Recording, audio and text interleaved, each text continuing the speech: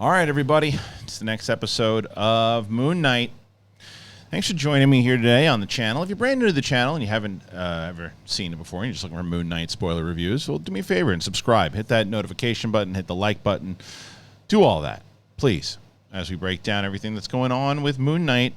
And this is episode 4 out of 6. So the way I do it is kind of break down the things that we're seeing so far. And I guess the first thing I can say is that I know it's funny. I think this show is kind of getting mixed reviews. I'm enjoying it. I like it. I enjoy it more than I did the Hawkeye. I think Hawkeye was definitely more fun, kind of something you would see in the movie theater. And this is a little bit more, I don't know. It's just more. This to me, this episode was like a horror movie meets The Mummy. It meets like 12 Monkeys is what this whole episode was. And by the way, if you didn't know, this is spoiler. It's a spoiler episode. And that's what it is, man. And I'm liking the back and forth, the split personalities, and how Mark and Steven are both trying to figure out each other. And as we left the last episode, they're without Khonshu, and they got to figure it out with just Layla. And what are they going to do? And this is where really this whole episode turns straight up mummy. So as we get to the first thing that we see is that Khonshu, we already know that Khonshu's getting locked up. You know, we saw him already, and he gets put in the prison, and that's where we are. We know that's where he's going to be. And Khonshu even said to Steven, he's like, just make sure that Mark breaks me out once you guys have figured out all the stuff that you're going to do, and come get me. So it wasn't that much of a like, oh my God, that's where he is. We knew he was in a prison already because we saw him in the last one. So here he is with I guess maybe the reveal is to show how many other guys are all locked up in the shit that they did. And Steven's laying on the beach. He's all messed up from that thing he did with Khonshu. And it shows you like Layla in general, right? Shows you kind of like what she's all about and how she's able to like kind of kick some ass. And that's exactly what happens in this one, because she's getting hunted by the whoever this crew is, and they come in, and she makes pretty quick work. They think Steven's dead. She throws a flare at them and blows them up. And you know, I think a lot of the stuff in the beginning was stuff that I guess repetitive is a word we can use. There's nothing new that you don't really feel that they're ever in threat. Like, I think it's more so to establish that when Steven's around, Layla's going to be the one who's going to be doing the majority of the ass kicking. Mark is the full-on mercenary who's going to kick some ass, but Layla can also show that she's going to throw it down. This was very Layla kicking ass, heavy, strong through the majority of this episode, and and it even shows like her vicious side at one point when she blows them up and she kicks the crap out of the guys, and then he looks up and he goes, and she's like, what? What do you expect? That's what I have to do. And it's establishing more of that relationship, and it also shows like kind of the strange love triangle that's going on between Layla, Steven, and Mark. And like that's the scene, you know, she blows him up, and then they go on their little adventure together. And Mark's telling her, he's like, "Don't try to screw up my wife, man." And I like this dynamic because this is finally, because there's only so long you can take this, and I think that they finally started to kind of conclude it here, where Mark is still not able to get control of the body, and Steven's like, well, we have a deal. Khonshu's gone, so now that's it. He's not coming back. And the first thing and Mark's like, no, that's not the deal we made, because you put her in danger, and we got to figure this out. And she's like, you made that deal without talking to me? And Steven didn't really that's what I like, the establishment. That's why I think Oscar Isaac's doing such a great job in establishing both personalities. Like, I never feel like it could have been very dangerous where like, what's the difference between Steven and Mark? They're exactly the same. They're not. They're completely different. Like when Oscar Isaac is locked into Steven, you know he's Steven from his eye movement, his body movement, not just the accent, but just the way that he approaches life and the way that he sees life. You can just tell. And I think I think it's an underrated performance for what he has to do and distinguish between the two of them, and not just saying, well, that he's doing an English accent there and he's doing an American accent there, and that's how you distinguish the two of them. It's not. There's just so much more, like just in the eyes. Like you could put Steven, like when there's a shot later on where it's Steven and Mark together, and you know from their body movement alone, their body posture, who's who. And I think it's a great thing, and they're both battling for the fact that he's trying to protect Layla, they're both trying to protect Layla in their own ways. So, and they're still fighting with each other. And this happens through the duration of the beginning of the episode, anyway. And as they get to their little camp, and then there's there seems to be goats and everything that's going on with Marvel, and it's probably some significance. I'm just not picking up to it. But they're now right before they go into their. This is where it gets very Mummy-esque. So get into the episode. Get into the cave. They look at everything they have to figure out and all the tools they have to do, and then Mark and Steven have another battle again. Don't fall in love with my wife. Don't do this. I'll throw us off a cliff. And it's like, all right, how long are we guys going to finally get on the same page here? And then they wind up going this. Oh yeah, and then Steven makes a move on Layla, kisses her. Looks like, okay, so who's she falling for? And it's got to be so confusing for her. And I think she does such a wonderful job as Layla, by the way, too. It's like she's just like, you got it. It's like it's so bizarre. Like here's your husband, but it's not your husband. Are you falling in love with this other side of him? Like, what is it? And then they finally make their dive into the cave. And this is where it starts to get kind of creepy, horror movie-esque, as they're going through these tombs and they're going through the more kind of commercial mummy version of it. It starts to get a little bit creepy here. Like this was, to me, and I mentioned this on Big Thing when we taped this, they bring this guy in here, and this creepy figure, mummy, comes up and just straight up murders this dude. And this is a pretty terrifying image. And this is what I like about this show, is that it can go back and forth inside of like the goofiness at times. And Steven is a lot of the times the silly one, whether he's doing some bad jokes or he's trying to shadow box a demon or whatever he's doing. But then they'll put you in a moment like this, and it's legit creepy. Like this mummy just straight up murders this dude. And you're like, oh man, that's brutal. And Layla, again, scared out of her mind, trying to figure out what to do. Steven then gets caught by it, and then Layla kind of leads the thing out of the cave.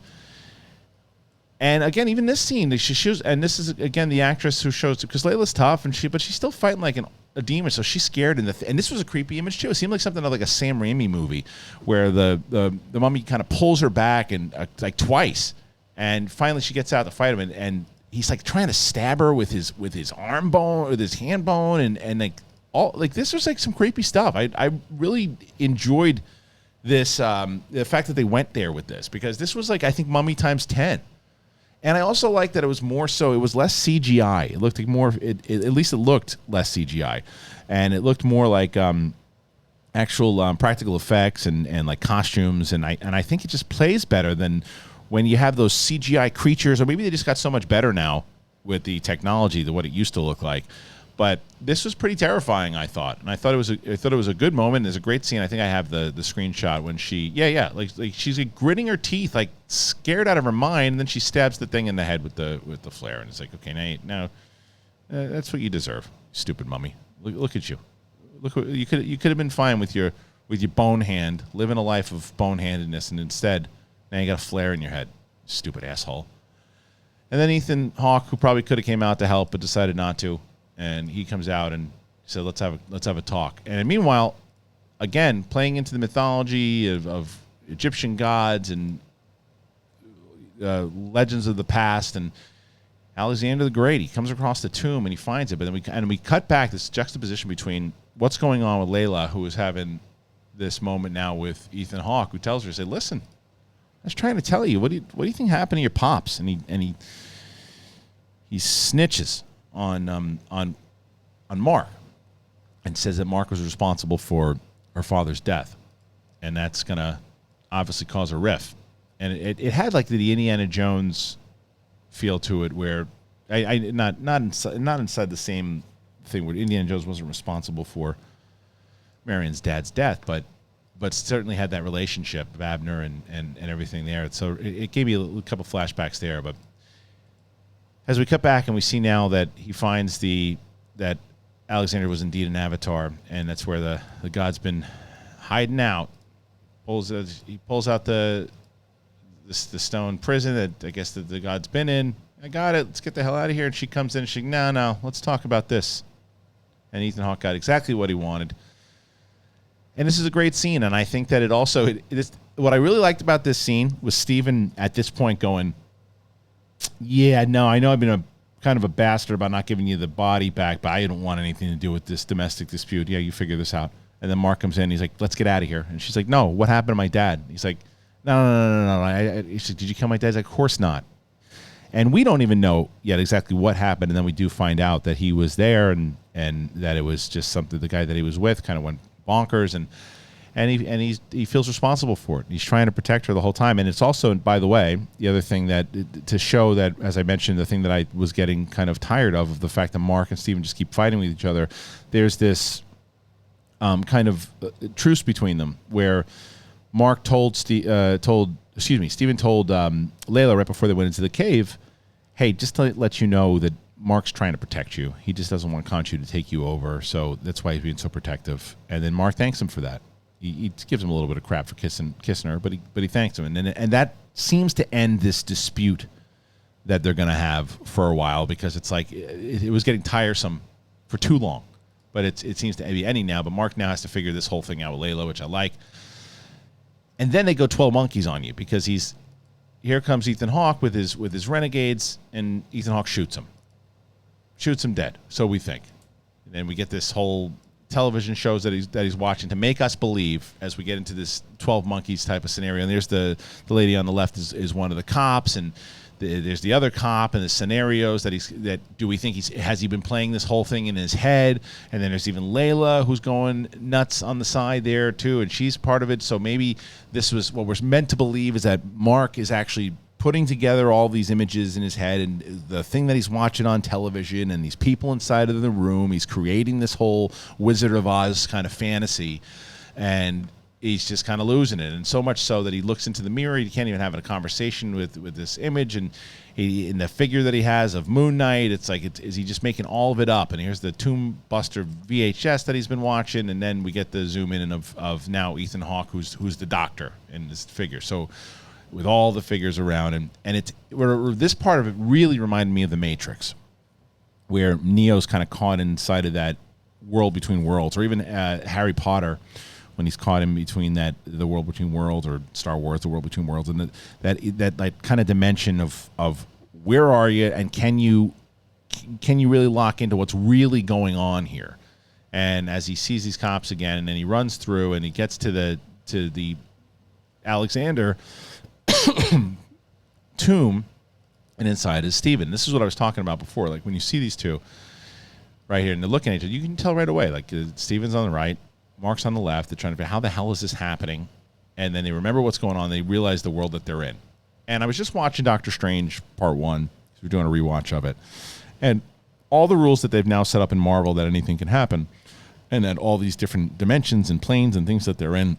So clearly Steven is there, and it just goes a little bit more bizarre as they're running through wherever the hell they're running, the hallway, and then whatever the fuck this thing is. It's a hippo that talks like, hello. I don't know. I can't. It almost feels like something that was in Thor Ragnarok or something, but it's like, I would assume that's the god. I don't know. I don't know what it is. I don't know if I love that part, but I can't judge it yet because I don't know what the hell it is. It just looks stupid, though, doesn't it? Am I wrong? I mean, it got a little goofy, but again, I don't know the significance of it. Could be a really cool character. Just the first setting or the first image looks a little goofy, but overall, that's now I'm all caught up, by the way. So these were the first 4 that I saw. Because they sent screeners to the press in the beginning of the season, and those are the first 4 that I saw. So I revisited, watched it, looked at all the stuff that I wanted to get down and go over. Remember thinking, okay, yeah, the relationship there. I like where the big tie-ins where it played. The music's still in the show, really good. The standouts to me are Layla. Ethan Hawke is really doing a great job. I think now. But like I said, the first 4 episodes, and what I think that I'll agree with criticisms on is like, now we have 2 episodes left, so let's start cooking, let's start moving now, because there's a lot of repetitive beats that have happened over the last couple of episodes, which I've liked, I've dug them, but I think it's now it's time to move and get some more answers now, because we need answers, and I think that's what we're going to happen in 5 and 6, because it's the last 2, and I love the episodes have been about 45 minutes to 50 minutes. I've liked what I've seen from the show. I know that it's kind of a mixed bag for people. In the comment section, do me a favor. Please comment and let me know what you're thinking of the show. I'm very curious for everyone's opinions here. And if you're listening on podcast, I don't know how you're doing that because I didn't put that on podcast feed, this one, so that doesn't make any sense. But if you are watching the show and you're enjoying the show, please do that. And like I said before, subscribe. If you're brand new to the channel, hit the like button, do all that. Let me know what you're liking about the show, what you don't like about the show, all that stuff. I appreciate you guys so much, and we'll see you on the flip side. Peace.